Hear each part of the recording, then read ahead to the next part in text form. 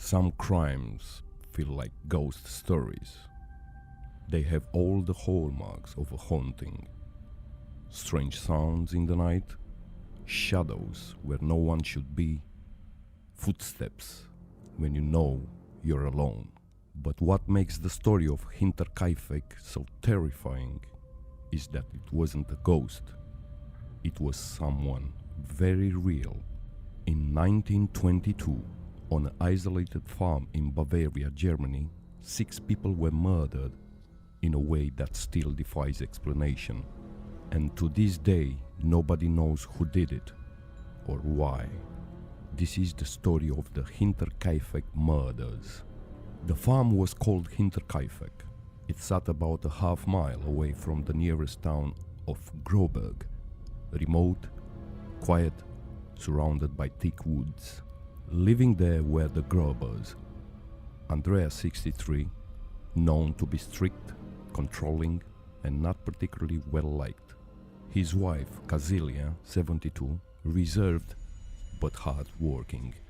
Their widowed daughter, Victoria Gabriel, just 35 years old, who sang in the church choir and raised her 2 children, little Kazilia, 7, and Joseph, just 2 years old.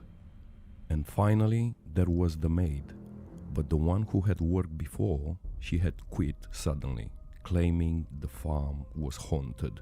Her replacement, Maria Baumgartner, arrived for her very first day of work on March 31, 1922. It would also be her last. In the days leading up to the murders, Andreas told his neighbors something chilling. He said he'd been hearing footsteps in the attic when no one should have been up there. When he searched, nothing. Then there were the footsteps in the snow. They led from the forest directly to the farm, but strangely, there were no prints leading back. Inside the house, the family found a strange newspaper from Munich lying around. Nobody in the household subscribed to it. The old maid, before she quit, had told others the house felt oppressed, as if someone was watching. But the Grubers stayed. They carried on with life as usual. And then, March 31st arrived. The murders. Investigators later pieced together how it may have happened. That night, one by one, members of the family were lured into the barn. Maybe they heard the animals in distress. Maybe they heard the sound. Whatever it was, Andreas, Kazilia, Victoria, and little Kazilia went inside. Inside, they were ambushed, killed with a mattock, a tool like a pickaxe. Blunt, heavy, and brutal. The killer struck each of them down, leaving their bodies in a pile of hay. Back in the house, the killer murdered the new maid, Maria, in her room. And then, 2-year-old Joseph was killed in his crib. It was swift, but it was far from over.